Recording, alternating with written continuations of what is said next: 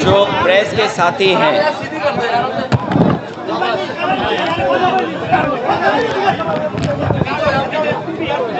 जब क्योंकि व्यवस्थित होने में भी बहुत समय लगेगा,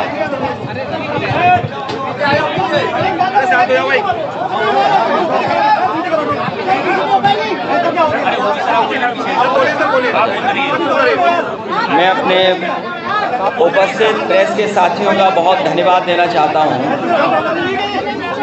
कि आप सब लोगों से आज मिलने का मौका मिला है। आज हम सब लोग समाजवादी पार्टी के बहुत ही वरिष्ठ नेता, समाजवादी पार्टी के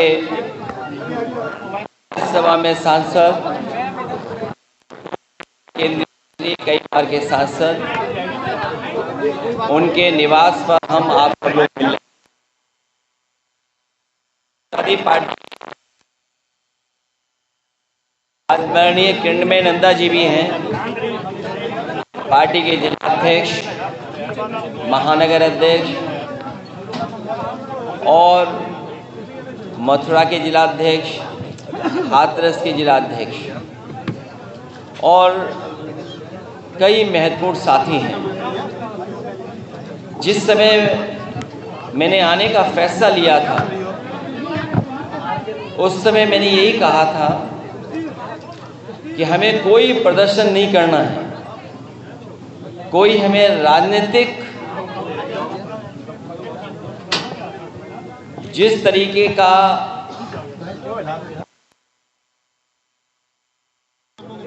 मुझे अपनी पार्टी के नेता से मिलकर जाना है, उनके घर निवास में जो परिवार के सदस्य उनसे मिलने जा रहा हूं। इससे पहले भी पार्टी के हमारे राष्ट्रीय प्रमुख महासचिव दूसरे दिन ही आदरणीय रामजी सुमन जी से मिलने आए थे। राष्ट्रीय प्रमुख महासचिव भी पहुंचे थे। जो घटनाक्रम हुआ है, जिस बात को लेकर के यहाँ पर आगरा में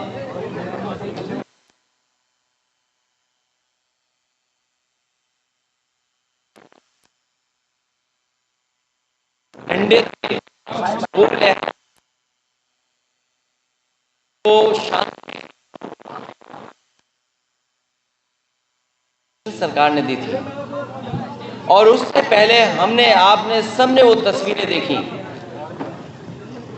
जहां पर बुलडोजर से चल करके कई थानों को क्रॉस करके लोग यहाँ आए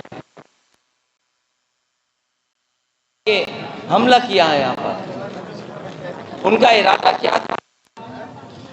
उनका इरादा ये भी रहा होगा कि जान ले लें, क्योंकि जिस तरह के कथन, जिस तरह के वीडियो अब आ रहे हैं सामने, उसमें जो बोला जा रहा है, लोकतंत्र में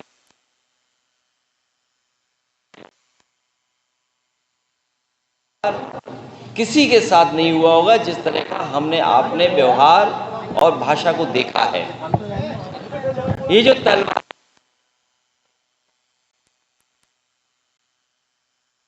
बोले सीधे साधे लोगों का फायदा उठा रहा था कोई। मैं इस बात को इसलिए कह रहा हूं, जिसने मुझे मारने का कहा कि मैं गोली मार दूंगा, वो बहुत ही गरीब, भोला भाला, सीधा इंसान है।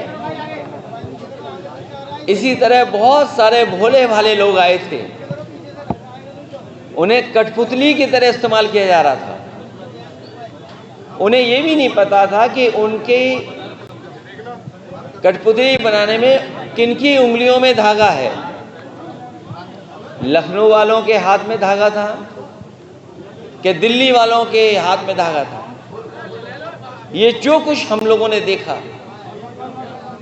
ये लखनऊ और दिल्ली का जो झगड़ा है बड़ा वाला, उसकी वजह से ये ताकत दिखाने का प्रदर्शन हुआ था। आगरा सामाजिक न्याय के राज के स्थापित करने का जो उसी से लेगा, क्योंकि बाबा साहब भीमराव अंबेडकर जी का दिया हुआ संविधान ये हमारे लिए ढाल है। और कई मौकों पर कहा कि संविधान ढाल के साथ साथ संविधान हमारा संजीवनी है। और अभी तक तो बाबा साहब भीमराव अंबेडकर जी का संविधान हमारे सम्मान को, हमारे हक को, हमारे अधिकार को बचाते आया है। वही हमारा ढाल बनकर निकला है। इसलिए मैं कहना चाहता हूं, सामाजिक न्याय का राज स्थापित करने का जो संकल्प हम सब लोगों ने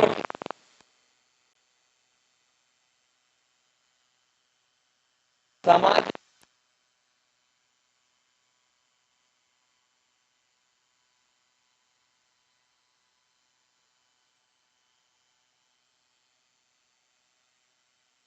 हम समाजवादियों के लिए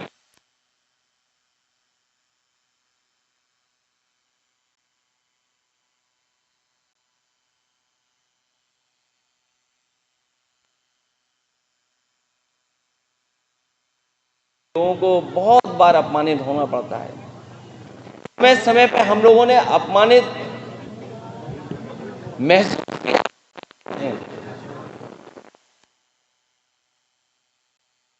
आरके सुमन जी के घर पे हमला हुआ है, ये कोई अचानक वाला नहीं था।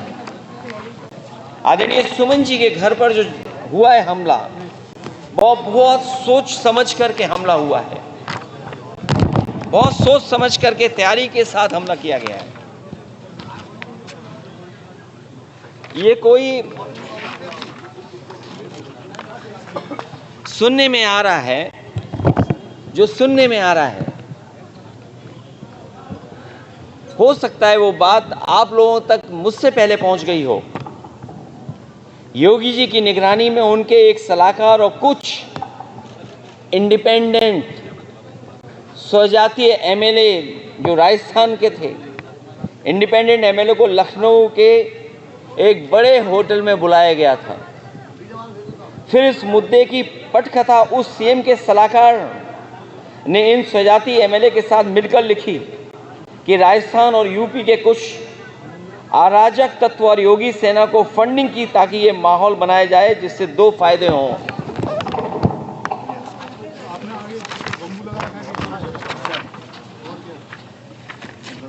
केंद्र की बीजेपी सरकार को यह बताया जाए कि राजपूत योगी के साथ हैं और योगी की सीएम कुर्सी बनी रहे।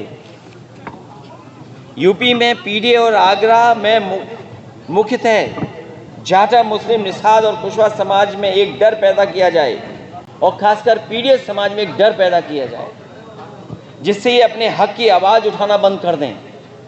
इन सब के पीछे सरकार का सपोर्ट और फंडिंग थी। किसने खाने का इंतजाम किया, किसने टेंट का इंतजाम किया, कौन कुर्सी का इंतजाम करा रहा था, कौन हॉस्टल में रुकवा रहा था, कौन होटल में रुकवा रहा था, इस सब के पीछे सरकार का सपोर्ट और फंडिंग है। कई एजेंसियां जो योगी सेना की गाड़ी के काफले नफरत वाले रील्स और असलों की फोटो को वायरल करते हैं। आखिरकार ये वायरल कौन करता है, ये फोटो को, रील्स को? उसके पीछे कौन है, कौन फंडिंग कर रहा है? इन सब के तार कई जिलों से जुड़े हुए हैं जो मुख्यमंत्री जी के स्वजाती लोग हैं।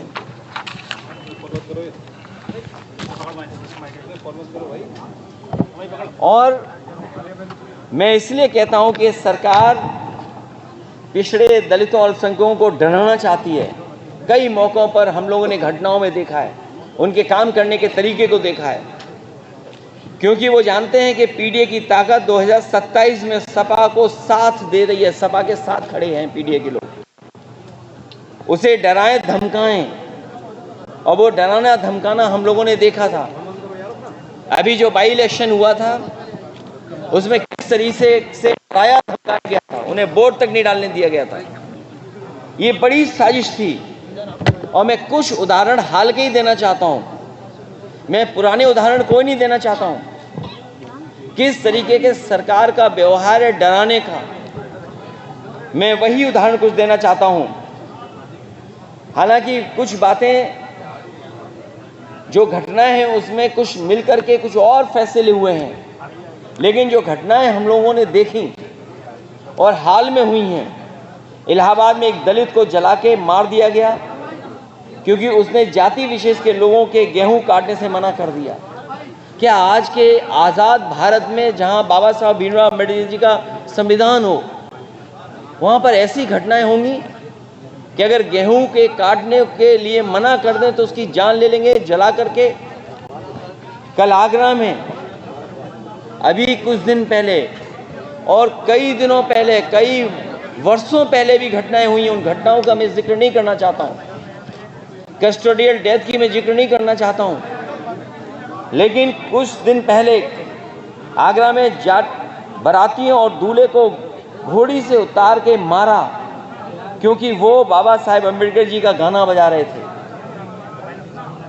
अगर गाना तेज था तो उसकी शिकायत की जा सकती है, लेकिन गाना आप क्या बजा रहे हैं नहीं बजा सकते हैं। और किस तरह का व्यवहार रहा। इसी तरह इटावा में निषाद युवक को उसके फेसबुक पोस्ट के लिए मारा और अभी तक कोई कार्रवाई नहीं हुई है। अभी हाल ही में फेसबुक पोस्ट लिख दिया, उसने वीरांगना फूलन देवी को लेकर के कुछ लिख दिया, उसको मारा और अभी तक मारने वालों पे कोई कार्रवाई नहीं हुई है। आजमगढ़ में एक दलित दंपति पुलिस से कह रहा था कि आप चल के मेरी बेटी छुड़ा दीजिए। जाति विशेष के दबंगों ने उसे बंधक बना लिया, उसका रेप कर रहे थे। बताइए आप किस युग में हैं। हम शायद ये भूल गए हैं, और इसलिए भूल गए हैं क्योंकि सरकार बाबा साहब भीमराव अम्बेडकर जी के दिए हुए संविधान पे नहीं चली, इस कानून को नहीं लागू कर रही है। जौनपुर में एक नफरती बाबा साहेब की शोभा यात्रा के दिन उनके झंडे को पैरों तले रौंद रहा था। ये घटनाएं हुई हैं।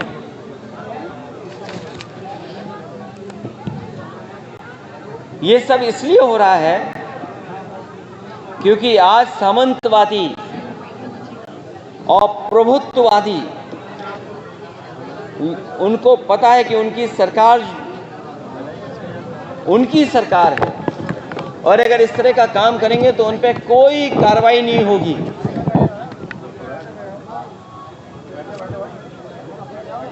इसीलिए निषाद समाज की वीरांगना फूलन देवी को मारने वाला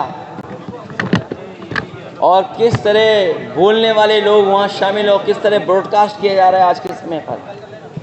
आज जब मैं अपनी पार्टी के दलित सांसद आजी सुमन जी के साथ खड़ा हूं तो याद होगा मुझे गोली मारने की धमकी मिल रही है।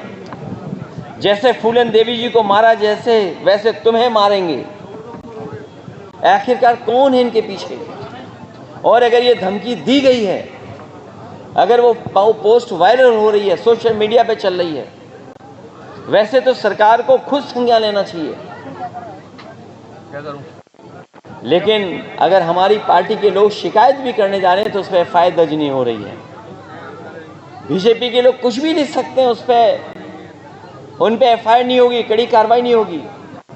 और अगर एफआईआर हो भी जाएगी तो कार्रवाई नहीं होगी। करीबन 25-30 एफआईआर तो हम लिखा चुके हैं। इस सरकार में जाति कैसे काम कर रही है उसे देखिए। सम्राट अशोक, जिन्हें कुशवाहा मौर्य समाज अपना भगवान मानता है, उनकी जयंती पर सौहार्दपूर्ण आयोजन, एक व्यक्ति ने तलवार से केक काट दिया, उस पर कार्रवाई हो गई, पर पुलिस ड्रोन की निगरानी में तलवार लहराती योगी सेना के लोगों को पूरे सम्मान के साथ कोई कार्रवाई नहीं हुई उस पर। अगर कहीं कोई कार्रवाई हुई हो तो बताइए आप। और याद कीजिए क्या कहा जाता था जब पुरानी सरकार हुआ करती थी। एक बहुत प्रतिष्ठित चैनल की मैं न्यूज के आधार पर यह बात कह रहा हूं, कि Yadav take over of UP police, मतलब यूपी की पुलिस में बस यादव हैं। ये एक प्रतिष्ठित न्यूज चैनल, और ऐसी कई फर्जी खबरें चलाई जाती थी। केवल एक नहीं खबर चलती थी, बहुत सी खबरें चलती थी। लेकिन आज जो आंकड़े हैं 2025 के, वो खबरें कहीं नहीं चल रही हैं। आगरा में 48 थाने हैं। बताओ पीडीए कितने हैं इन थानों में? मैनपुरी में 15 थाने हैं जो सरकार के स्वजाती लोग हैं। मैनपुरी में 15 थाने हैं, 15 में 10 में हैं वो लोग। महोबा में 11 थाने हैं, 6 में सिंह साहब लोग हैं। पीडीए के केवल 3 हैं। चित्रकूट में 10 थाने हैं, ज्यादातर में सिंह साहब लोग बैठे हुए हैं। यूपी एसटीएफ के बारे में हम लोगों ने कई बार सवाल खड़े किए। 21 अधिकारी हैं, 11 सिंह साहब हैं, 3 केवल पीडीए हैं। और ग्राफ भी लाया हूं मैं, अगर आप चाहें तो ग्राफ भी मैं दे सकता हूं, दिखा सकता हूं आपको।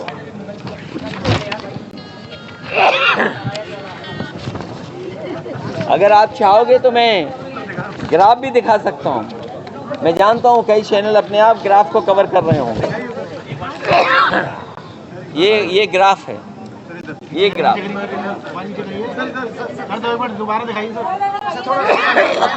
ये है।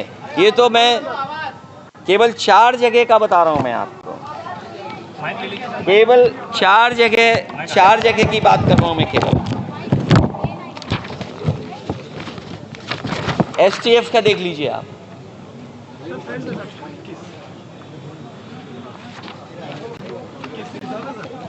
हैं?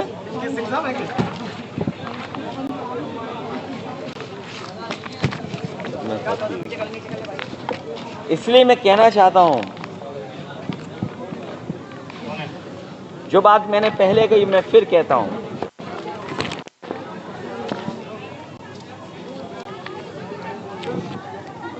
जो तथाकथित शक्ति प्रदर्शन आगरा में हुआ था, वो दिल्ली वाले लखनऊ वालों के बीच के सत्ता संघर्ष से उपजा था। मनमानी की मनसबदारी का दौर अब नहीं आएगा, क्योंकि अब बाबा साहब भीमराव अंबेडकर जी का संविधान है। संविधान ही सर्वोपरि ही रहेगा, पहले भी था और आगे भी रहेगा। आगरा वासियों को आगे आकर के हिंसात्मक राजनीति का विरोध करना चाहिए। हम लोग तो विरोध कर ही रहे हैं, लेकिन आपके माध्यम से मैं आगरा वासियों से भी अपील करूंगा कि इस हिंसात्मक राजनीति का विरोध करना चाहिए, क्योंकि अगर आगरा का अमन चैन बिगड़ा और दुनिया भर में इसकी चर्चा हुई तो अंतर्राष्ट्रीय स्तर पर आगरा की छवि खराब होगी और पर्यटक यहां आने से कतराएंगे, जिसका सीधा असर आगरा के लोगों के काम कारोबार पर पड़ेगा और स्थानीय अर्थव्यवस्था बुरी तरह प्रभावित रहेगी। जिन लोगों ने केवल नफरत की राजनीति के लिए मुगल म्यूजियम का नाम बदल दिया, छत्रपति शिवाजी महाराज जी के नाम पर किया, अगर उनके नाम पर किया, किसी ने विरोध नहीं किया, हम लोगों ने भी विरोध नहीं किया। वो दुनिया का सबसे बड़ा आर्किटेक्ट उसके माध्यम से वो बन रहा था, लेकिन क्योंकि समाजवादी लोग बना रहे थे इसलिए वो म्यूजियम आगे भी नहीं बढ़ा, वैसा का वैसे दिखाई दे रहा है। उस म्यूजियम को बढ़ाया भी नहीं इन्होंने। जिस शहर को स्मार्ट सिटी बनाना था, वो शहर जाम में फंस गया, उलझ गया जाम में। जिस नदी के बारे में कहा कि हम यमुना साफ कर देंगे, यमुना नदी साफ हो जाएगी, मां गंगा को साफ करेंगे, आपके सामने है यमुना नदी को कितना साफ किया है, मां गंगा को कितना साफ किया है। ये जो मेट्रो का विकास भी दिख रहा है, ये समाजवादियों की देन है। इसी तरह बड़े पैमाने पे इन्वेस्टमेंट आए। यूपीएसआईडीसी से एक बहुत बड़े देश के एक उद्योगपतियों को लाने के लिए, एक बड़ा शहर बसाने के लिए संजय खान जी को भी हम लोग लेकर के आए थे, जमीन उपलब्ध करा दी थी। लेकिन सरकार की जो नियत और मंशा है उसके तहत काम कर करके उनका भी काम रोक दिया, आज तक नहीं हो पा रहा है। इसलिए मैं आपसे कहना चाहता हूं कि ये जानबूझ करके पीडीए परिवार को और खासकर आदरणीय रामजी और सुमन जी को अपमानित करने के लिए काम किया था। समाज में जहर घोल दें इसलिए काम किया गया था, अपनी नाकामियों को छिपा लें इसलिए काम किया गया था। आज के लोकतांत्रिक देश में कोई नंगी तलवारें नहीं घुमा सकता है। नंगी तलवारें और किस तरह का भाषा और व्यवहार का इस्तेमाल हुआ है, जो आज भी सोशल मीडिया पे चल रहा है। और तब जब रामजी और सुमन जी ने, जो हमारी पार्टी के वरिष्ठ नेता हैं, उनकी कही हुई बात हाउस के रिकॉर्ड से निकाल दी गई। अगर रिकॉर्ड से जो बात निकाली गई वो किस तरीके से सर्कुलेट की गई सोशल मीडिया पे, ये जिम्मेदारी विपक्ष के लोगों की नहीं है। अब भविष्य में भी अगर कोई बात सदन में कही जाए, और सदन कम से कम वो प्लेटफॉर्म है जहां अपनी बात रखी जा सकती है, जहां एक पक्ष कहा जा सकता है, दूसरा पक्ष भी कहता है। और इतिहास में कई ऐसे उदाहरण हैं जहां सदन में न जाने कितनी बातें कही गई हैं, लेकिन सरकार की जिम्मेदारी बनती थी उसको नहीं फैलाएं। लेकिन सरकार जानबूझ करके भोले भाले लोगों को कठपुतली बना करके उनसे राजनीतिक लाभ लेना चाहती थी। उसमें कामयाब नहीं होंगे। पीडीए परिवार जागरूक हो गया है और आगरा में हम लोग संकल्प लेते हैं कि न्याय का राज के साथ साथ सामाजिक न्याय के राज की स्थापना के लिए हम पीडीए परिवार के लोग एकजुट होकर के लगातार काम करते रहेंगे। मुझे याद है इस सरकार की नीयत, जिस समय 17 में सरकार बनी थी, उस समय जो आरक्षण व्यवस्था लागू थी वो आरक्षण व्यवस्था अलग तरह से लागू थी। सुप्रीम कोर्ट के निर्देश और फैसले के बाद आरक्षण व्यवस्था और तरीके से लागू की गई थी। मुझे याद है कि जो मेरिट से भर्ती हुए थे नौजवान, उनका रिजल्ट कोर्ट में उलझा हुआ था। कोर्ट से जब फैसला आया और रास्ता साफ हुआ तो रिजल्ट डिक्लेयर हो गया, क्योंकि रिजल्ट पुरानी आरक्षण व्यवस्था के तहत हुआ था। इसलिए बड़े पैमाने पर पिछड़े दलित बच्चे जनरल में नौकरी पा गए थे। लेकिन इस सरकार ने 4 दिन बाद रिजल्ट बदल दिया और उसका परिणाम ये हुआ कि पिछड़े दलित और आदिवासी बच्चे जो जनरल में आ गए थे उन्हें अपनी कैटेगरी में भेजा गया, और उस कैटेगरी भेजने की वजह से 1700 बच्चे पिछड़े और दलित और आदिवासी नौकरी से बाहर कर दिए गए थे। मैंने अपने सामने एक कुशवा नौजवान को आगरा का रोते हुए उसकी बात को सुना था, और रोते हुए कह रहा था कि मैं भर्ती हो गया था लेकिन मुझे भर्ती से निकाल दिया गया, आरक्षण मुझे मिल गया था लेकिन मुझे आरक्षण से बाहर कर दिया गया। मैंने उस समय भी आश्वासन दिया था, और उस समय उस कुशवा नौजवान से मैंने कहा था कि तुम्हारी मदद बीजेपी नहीं करेगी, क्योंकि ये लोग आरक्षण के खिलाफ हैं, आदि आबादी के खिलाफ हैं, पीडीए के खिलाफ हैं। अगर कोई तुम्हारी मदद करेगा तो वो समाजवादी लोग हैं। और मैं जानता हूं वो कुशवा समाज का नौजवान